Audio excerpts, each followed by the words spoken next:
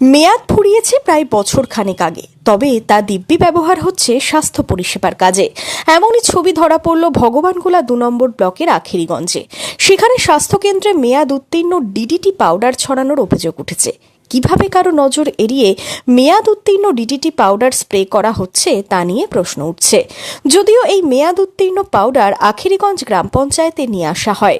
এই ঘটনা নিয়ে জেলা মুখ্য স্বাস্থ্য আধিকারিক, বিডিও ও বিএমওএইচকে লিখিত অভিযোগ করা হয়েছে গ্রাম পঞ্চায়েতের পক্ষ থেকে। তা সত্ত্বেও বিএমএইচ পারমিশন দিয়েছিল যে মালটাকে চালিয়ে দিতে হবে, এবং সে মাল আমাদের মেম্বাররা ধরে নিয়ে এসে সে পঞ্চায়েতে আখেরিগঞ্জ পঞ্চায়েতে ভরে দিয়েছে, এবং বিডিও, বিএমএইচ ও সিএমওএইচকে চিঠি করে লিখিতভাবে জানিয়েছে ব্যাপারটা দেখার জন্য। আমরা চাইছি যে এক্সপায়ারি ডেট একটু বিষ জাতীয় জিনিস, যেটা হচ্ছে ডিডিটি পাউডার, অ্যাকচুয়ালি এটা বিষ, এটা বিষ যতদিন আয়ু থাকে ততদিন চলে, আমরা জানি যেটা, কিন্তু তা সত্ত্বেও চালাচ্ছে কিভাবে, এটাই আমাদের বক্তব্য।